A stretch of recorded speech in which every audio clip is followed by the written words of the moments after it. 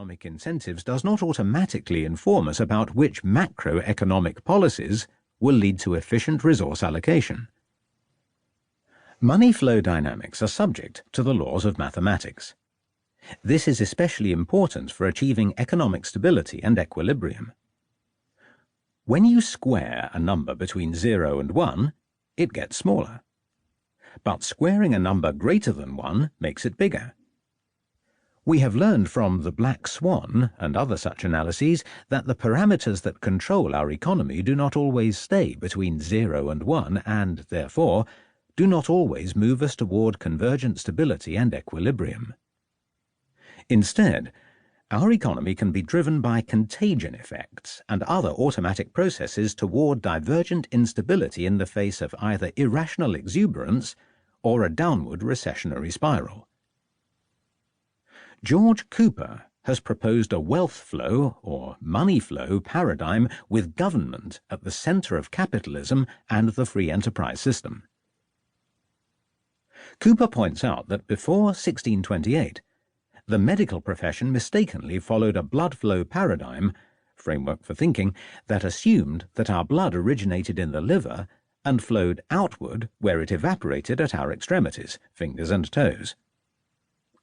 Previous economic paradigms have followed a similar path in assuming that government is, or at least should be, just an outside observer with no essential role to play in economic activity, when in reality, government is the heart of the free enterprise system, with money flowing in a circular loop.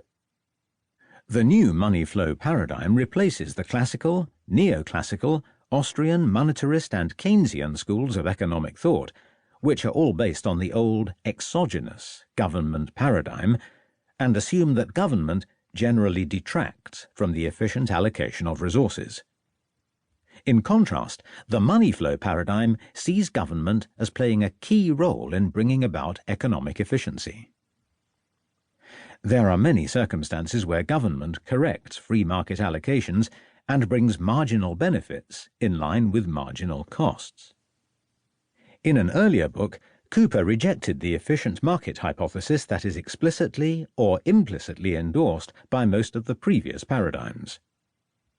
Under his financial instability hypothesis, Cooper notes that while markets for goods and services generally operate efficiently, with negative feedback loops slowing demand as prices rise and increasing demand as prices fall, financial markets tend to do the opposite, using positive feedback loops. Rising prices increase demand, and falling prices drive investors to sell their shares and leave the market.